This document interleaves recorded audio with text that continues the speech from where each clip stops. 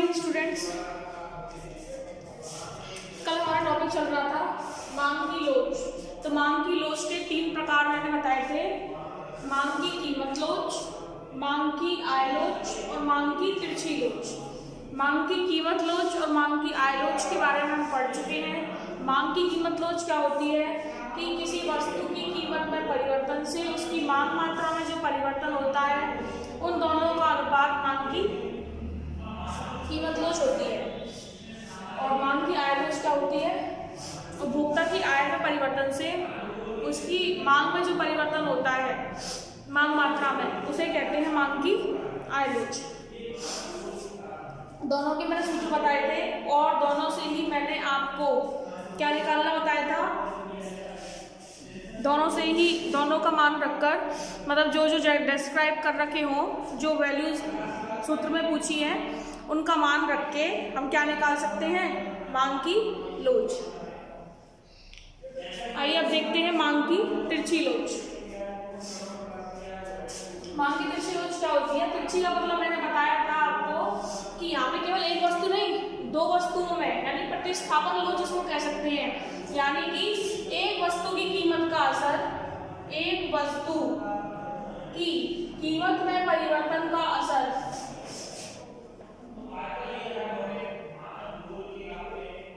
किस पर पड़ता है?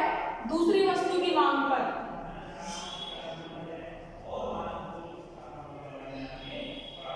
एक वस्तु की कीमत में परिवर्तन का प्रभाव दूसरी वस्तु की मांग पर पड़ता है, इसलिए इसे तो कैसे हो गया, एक से दूसरे में जा रहे हैं, तो मांग की तिरछी लोच, आड़ी लोच या प्रतिस्थापन लोच कहते हैं। आइए देखते हैं इसको। तो इसकी सिंपल परिभाषा क्या बनेगी कि किसी एक वस्तु की कीमत में परिवर्तन से दूसरी वस्तु की मांग में जो परिवर्तन होता है उन दोनों के अनुपात को मांग की तिरछी लोच कहते हैं।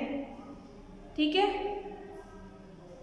उन दोनों के अनुपात को मांग की तिरछी लोच कहते हैं। तो अगर हम एक वस्तु ले लें x वस्तु ले लें और एक वस्तु ले लें हम y वस्तु, तो परिभाषा क्या बनेगी? आप कैसे बना सकते हो, x वस्तु से स्टार्ट कर सकते हो, लेकिन एक बात ध्यान रखना कि एक वस्तु की कीमत का असर दूसरी वस्तु की मांग पर है। तो हमने क्या ले लिया कि y वस्तु की कीमत में परिवर्तन के कारण x वस्तु की मांग में जो परिवर्तन आता है, y वस्तु की कीमत में परिवर्तन के कारण x वस्तु की मांग में जो परिवर्तन आता है उसे हम क्या कहते हैं, मांग की, उस परिवर्तन के अनुपात को मांग की तिरछी लोच कहते हैं। इसको किससे डिनोट करते हैं? EC, मांग की प्रतिस्थापन लोच, इसको प्रदर्शित करते हैं हम EC से। तो EC बराबर x वस्तु की मांग में अनुपातिक परिवर्तन बटे y वस्तु की कीमत में अनुपातिक परिवर्तन। यानी कि यहाँ से परिभाषा क्या निकलती है कि y वस्तु की कीमत में अनुपातिक परिवर्तन से x वस्तु की मांग में जो अनुपातिक परिवर्तन होता है उन दोनों के अनुपात बटे में है। इसका मतलब क्या है? उन दोनों के अनुपात को मांग की प्रतिस्थापन लोच कहते हैं।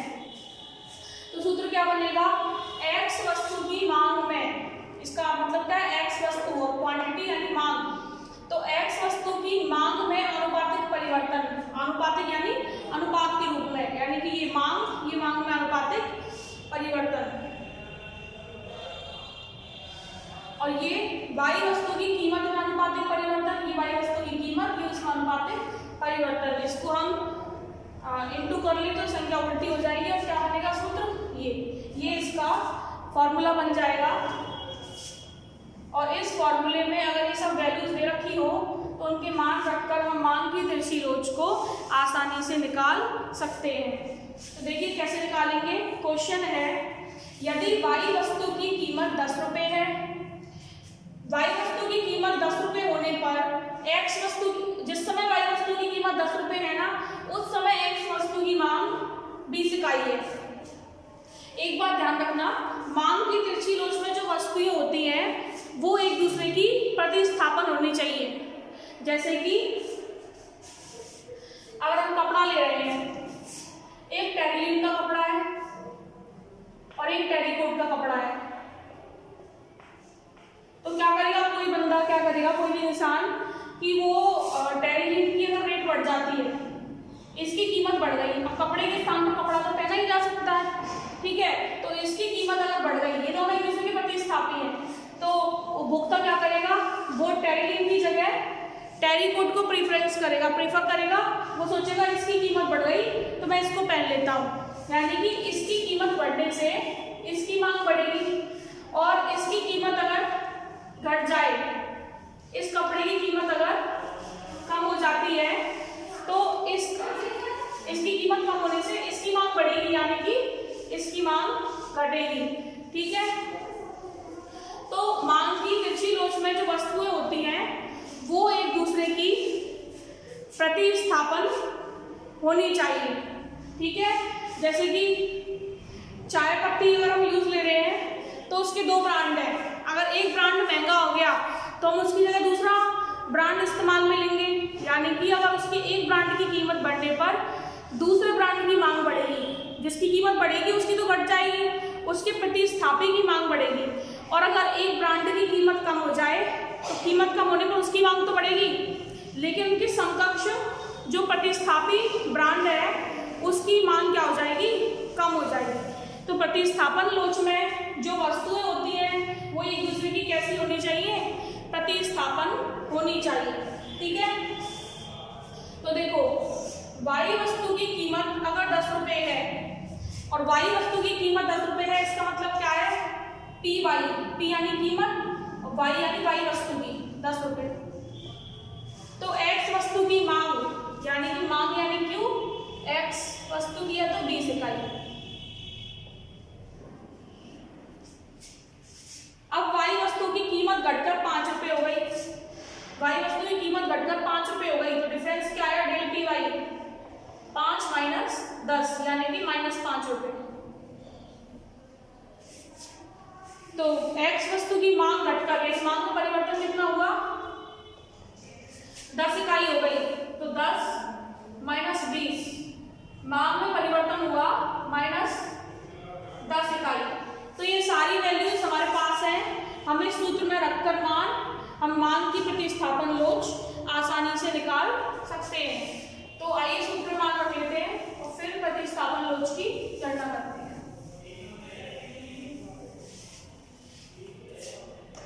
तो मांग की प्रतिस्थापन लोच का फॉर्मूला क्या है, EC इज इक्वल टू क्या है, डेल QX बटे डेल PY, डेल QX बटे del PY into PY upon QX। ये QX क्या है, डेल QX -10 -5, PY कितना है 10 और QX कितना है 20। इसको सॉल्व कर लेंगे, माइनस से माइनस कट, 5 दूनी 10, 10 दूना 20, 2 से 2 कट हो गया, कितना बचा, कुछ भी नहीं बचा, 1। तो मांग की प्रतिस्थापन लोच क्या हो गई, 1। तो इस तरह से हम मांग की प्रतिस्थापन लोच निकाल सकते हैं। तो आगे आपको समझ में क्या आप तीनों लोचों को निकाल सकते हैं आसानी से, क्या आपको समझ आ गई, अगर नहीं तो आप मेरे को एक बार कमेंट कर देना। अब हमें पढ़नी है कीमत लोच की श्रेणियां। ये तो कीमत लोच के प्रकार हो गए, अब श्रेणियां कौन सी हैं, देखो श्रेणियां बनती है वक्रों के आधार पर। वक्र कैसे हैं, तो वक्र हो गए 5 प्रकार के, तो उसी आधार पर कीमत लोच की श्रेणियां हैं, या कह लो कि कीमत और मांग के संबंध के आधार पर ये 5 श्रेणियां हैं। कौन कौन सी हैं, मांग वक्र के विभिन्न बिंदुओं पर मांग की लोच की प्रकृति भिन्न भिन्न होती है। मांग वक्र कैसा होता है, हमें पता है, ऋणात्मक ढाल का होता है। तो इस बिंदु पर कुछ होगी लोच, इस बिंदु पर कुछ होगी, इस बिंदु पर कुछ होगी, इस बिंदु पर कुछ, इस बिंदु पर कुछ, यानी ये अगर यहाँ पे कीमत है और ये इस तरीके से वक्र है, तो यहाँ पर कुछ अलग है, यहाँ पर कुछ Q है, यहाँ P है, यहाँ कुछ है, यहाँ कुछ, तो हो गया ना अलग अलग। यहाँ पर इतनी थी कीमत, यहाँ इतनी है, यहाँ इतनी थी मांग और यहाँ इतनी है, तो है ना अलग अलग। तो मांग वक्र के प्रत्येक बिंदु पर मांग की लोच की प्रकृति भिन्न भिन्न होती है, और उसी आधार पर मांग की लोच की 5 श्रेणियां हैं जो इस प्रकार हैं।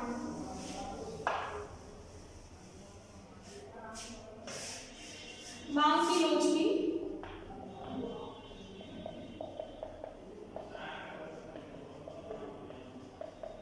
5 श्रेणियां हैं। कौन सी? नंबर 1, पूर्णतया लोचदार मांग। पूर्णतया लोचदार मांग यानी पूरी तरह परिवर्तनशील मांग। लोचदार अगर आपको कभी समझ नहीं आए तो लोचदार से आप समझना जिसमें लोच आ सके, यानी जिसे हम परिवर्तित कर सके पूरी तरीके से। तो इसमें जो होती है ना लोच कैसी होती है, मांग की कीमत लोच कैसी होती है, मांग की लोच इनफिनिट अनंत होती है, इनफाइनाइट। ठीक है, ये मांग की कीमत लोच की श्रेणियां हैं। ठीक है, 3 लोच पड़ी थी, कीमत लोच, आय लोच, प्रतिस्थापन लोच यानी आड़ी लोच या तिरछी लोच। तो उसमें से कीमत लोच की श्रेणियां हैं ये 5।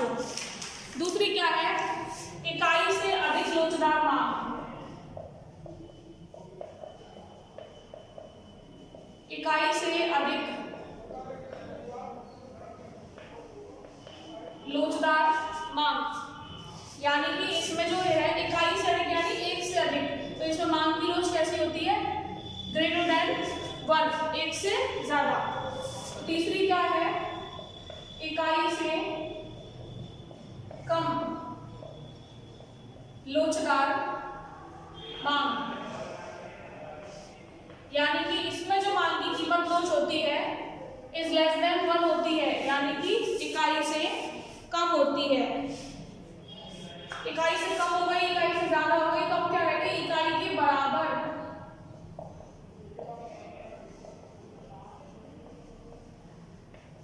इकाई के बराबर लोचदार मांग यानी कि ईपी इज इक्वल टू क्या होती है, 1, यानी मांग की कीमत लोच 1 होती है, यानी कीमत में जितना परिवर्तन है मांग में उतना ही परिवर्तन है। इनको अभी पढ़ेंगे हम एक एक करके। पहले मैं ब्रीफली इसको डिस्क्राइब कर दूंगी। 5 लोच है, कौन कौन सी श्रेणियां। और एक हो गई पूर्णतः लोचदार हो गई, अब कौन सी रह गई, पूर्णतः बेलोचदार यानी कि मांग में बिल्कुल परिवर्तन नहीं। पूर्णतया बेलोचदार मांग यानी कि ईपी इज इक्वल टू क्या हो गई, पूर्णतः बेलोचदार मींस क्या हो गई, 0, यानी कि मांग की कीमत लोच क्या होती है, 0। इनको पूरा अच्छी तरह से डीपली हम पढ़ेंगे, पर मैं थोड़ा थोड़ा समझा दूं। पूर्णतः लोचदार का मतलब क्या है कि कीमत में ना के बराबर परिवर्तन होने से भी, यानी कीमत में नगण्य परिवर्तन होने से भी मांग में पूरा परिवर्तन हो जाता है, अनंत परिवर्तन, तो ये अनंत लोचदार मांग है। इकाई से कम यानी कि कीमत में जितना परिवर्तन होता है उससे ज्यादा मांग में परिवर्तन होता है, यानी कीमत में कम परिवर्तन से मांग में ज्यादा परिवर्तन हो तो वो होती है इकाई से अधिक लोचदार मांग। तो उसमें क्या होता है, ईपी इज ग्रेटर देन 1। इकाई से कम लोचदार मांग यानी कि कीमत में जितना परिवर्तन होता है वो मांग में होने वाले परिवर्तन से ज्यादा होता है, यानी कीमत में ज्यादा परिवर्तन से मांग में कम परिवर्तन, तो इकाई से कम। कीमत में जितना परिवर्तन है उतना ही मांग में परिवर्तन, तो ईपी इज इक्वल टू 1, यानी कि ईपी बराबर होता है 1 के। और पूर्णतः बेलोचदार मांग यानी कि कीमत में बहुत अधिक परिवर्तन से भी मांग में कोई परिवर्तन नहीं, 0। तो यहाँ पर लोचदार ये मांग हो जाती है पूरी 0। तो इनको हम रेखा चित्र से और डीपली इनको समझेंगे कल की क्लास में। आज की क्लास में इतना ही, और नहीं समझ आया हो तो मुझे कमेंट या मैसेज कर देना। ओके।